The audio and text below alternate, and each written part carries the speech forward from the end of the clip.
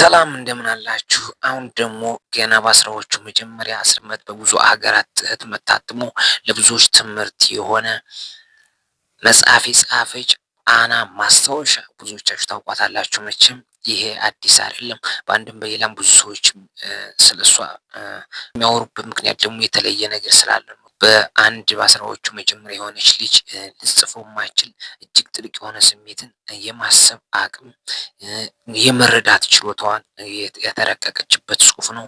እንግዲህ ይህ መጽሐፏ የተለቀቀው ያው ከሞተች በኋላ አባቷ ነው እንደ ማስታወሻውን አይቶ ከዛም አሳታሚው ስልቱ ያን ነገር በመላው ዓለም እንዲተረጎም እና ለብዙ ሰዎች መማሪያ እንዲሆን ያደረገው እና ታሪኩ ምንድነው? ወደ ኋላ ስመለስ በ19ኛዎቹ ክፍለ ዘመን ላይ ወደ ኋላ ወደ ናዚው መንግስት አዶልፍ ሂትለር ነው።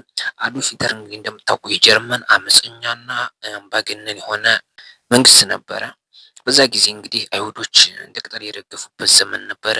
በዛ ጊዜ ደግሞ ከአይሁዶች መካከል አንዷ ቤተሰብ የሆነችው አና ፍራንክ ነበረ እና በዛ አጣብቂኝ ውስጥ በዛው ጥንቅጥ ውስጥ ሆና እንግዲህ በዛ እድሜዋ እንደ ልጅ መቦረቅ፣ መጫወት፣ ጭቃ ማቡካትም ሆነ በቃ ትምህርት ቤት መሄድ በምችልበት ዘመን እሷ ግን ማየት የሌለባትን ታያለች፣ መስማት የሌለባትን ትሰማለች። የሰው ልጅ ጭካኔ፣ የሰው ልጅ ክፋት እያንዳንዱን ነገር ስለምታይ በዛ በግራውንድ ውስጥ ሁና ነው እንግዲህ ይህችን ጽሁፍ የጻፈችው። ልክ እንደ ጓደኛዬ ነው ትላለች።